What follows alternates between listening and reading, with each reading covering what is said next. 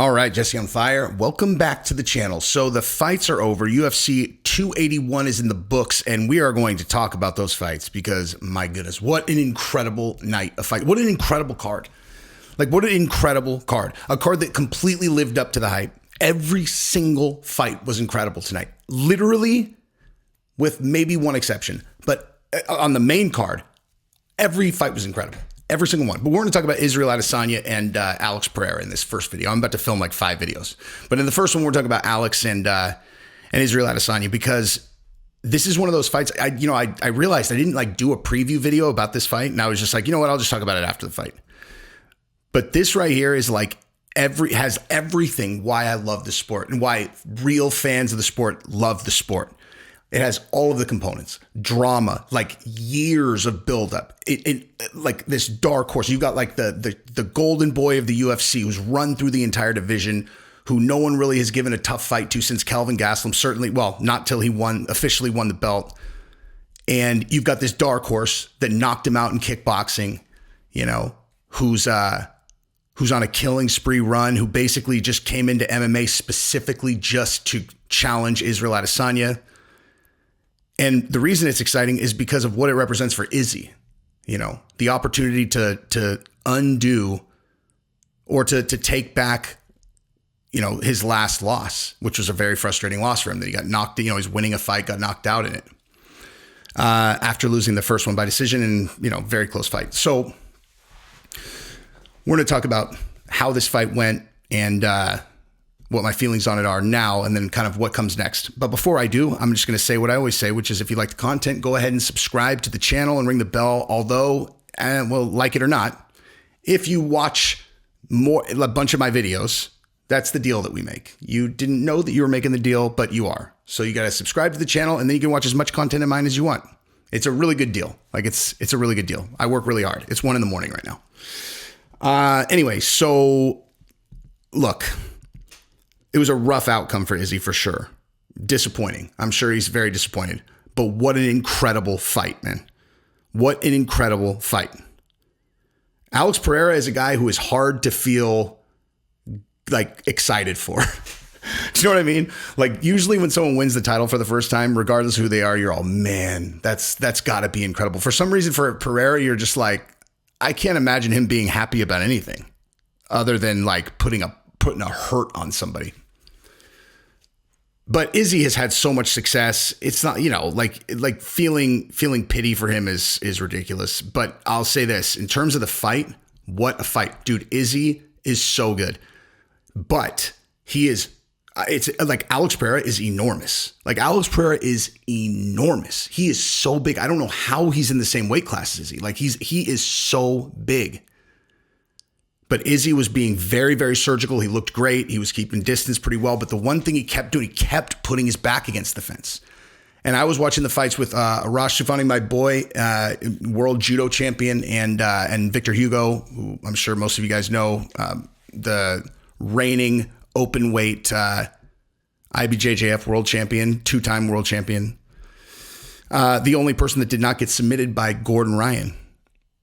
But in ADCC. But anyway, we were just talking about it. And I'm like, dude, I don't like him putting his back against the fence like that, because a dude like Pereira as we found out, he poses so much danger. Every one of those strikes, it has the potential to be the end of the fight. He just has to catch you with one. And when you get your back against the fence, obviously you guys know, you can avoid strikes only laterally. You can't control distance anymore. You've run out of room. And he was doing it on purpose. Now, I respect it. It's kind of like a gangster thing to do, because what you're saying, because he kept doing it on purpose. He was putting himself there on purpose. It's kind of like a gangster thing to do. You're baiting the guy in. You're like, come on, my back's here. So you throw, we're going to trade. You're going to try to hit me and I'm going to try to hit you. I'm not going to run away. I'm not going to use distance to come back and then reset in a way that I like. I don't know about most, but lots of guys, they like to be able to back up, circle, and then come back and then enter the danger zone when they decide. Putting your back against the fence like that, you are saying, I'm in the danger zone, come here with me, and I can't get out, And I just thought against a guy like Pereira, it seems like an incredibly precarious position to put yourself in. But Izzy was doing very well. Obviously, Izzy was handily winning that fight. He was up either 3-1 or maybe even 4-0, you know. But like at the end of the fourth round, like, you know, the commentators and the guys I was watching, they're like, dude, he looks kind of gassed. But at the end of the fourth round, you saw when Pereira was throwing, he didn't land anything heavy, but I was like, dude, every single one of those shots is a knockout shot. Like, he's still very much in this fight. Like, very much. He can knock him out with any of those shots. Like, his shots don't even really look super labored to me yet. So, yeah, I mean, I wasn't surprised at all that he caught Izzy. I did think the stoppage was early. I know the guys were saying that it's not an early stoppage. You know, when he's got his shoulders drooped, dude, I don't agree with that. I don't agree with that. Now, do I think that Pereira was probably about to stop the fight, and was Izzy going to take another heavy shot? Most likely. Yeah, I do. But like Gabrielle was watching with us, and she's like, he wasn't even looking. I'm like, dude, that's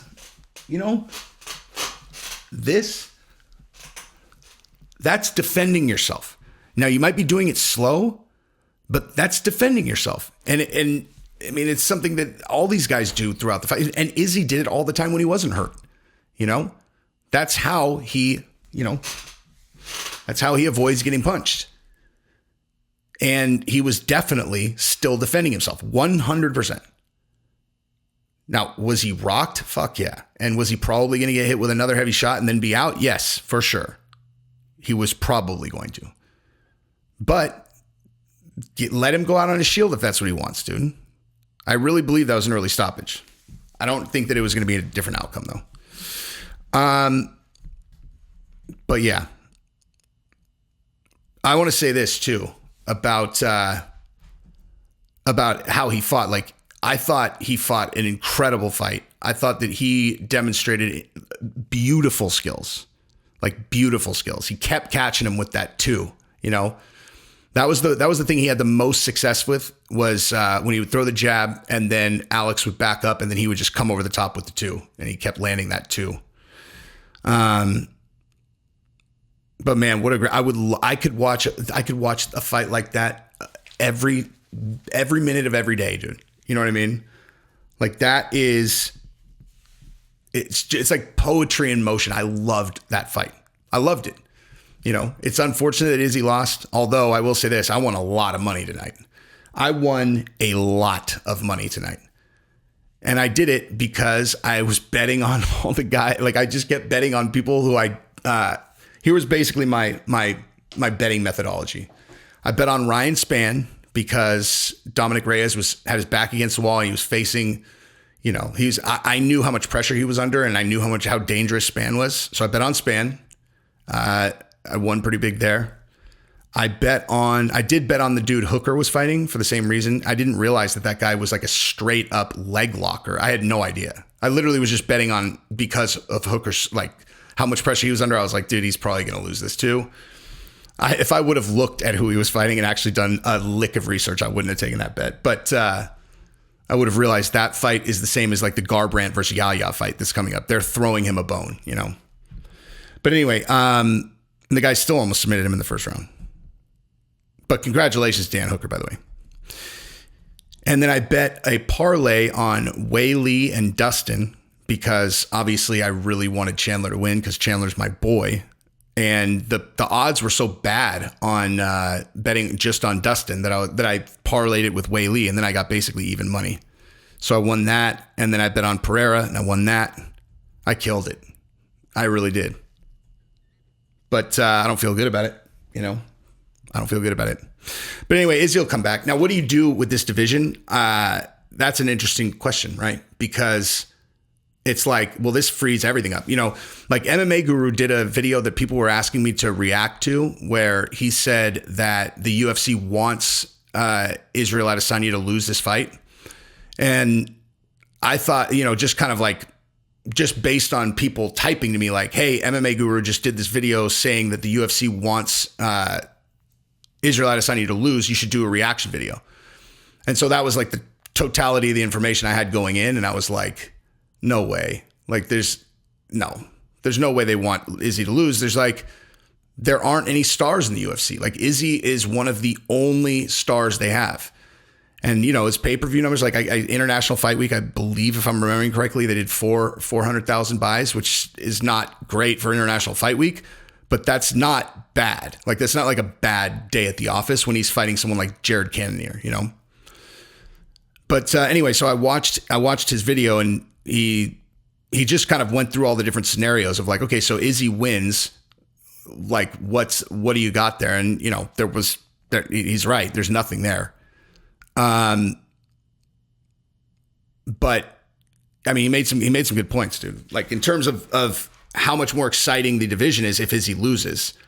But as it turns out, Izzy was going to go to 205 if he won. So it actually ended up kind of, at least according to Izzy, he was going to go to 205. So it ended up it wasn't going to matter either way. But since Alex did win, it opens all of that up, It opens all of it up. And in my opinion, the person that I think is just blowing it if they don't come into middleweight and make a run is Khamzat. And I know they're talking about, they're going to make Khamzat and Colby, or they're going to make Khamzat and whatever, and they're angling to put him at 70. But again, if I'm a lunatic conspiracy theorist for entertaining the fact that weight miss was not legit, because that's what everybody said, right? Like everybody said I'm a lunatic for saying that I didn't, that I was skeptical that was real. Okay. So we'll take it the way that you said it, right? Or the way that you're saying that it was, which is it was totally legit. Okay. Well, then he missed weight by, he weighed in at 178.5, and then the doctors told him to stop cutting weight. What the fuck are we talking about? He's not a welterweight, right? Like something happened between the last time that he fought at welterweight and that time that makes him not a welterweight. So why are we still doing the welterweight thing? And so, yeah, I am simultaneously still kind of doubling down that it's very suspicious. But at the same time, I don't care. I believe, like, if they say that that's what happened, then that's what happened. But then for that reason, put him at middleweight. And if you put Khamzat at middleweight, here's the deal. Like, dude, Izzy was taking Pereira down. Like Khamzat will win that fight. I'm just going to say it like that. Like Khamzat's going to win that fight.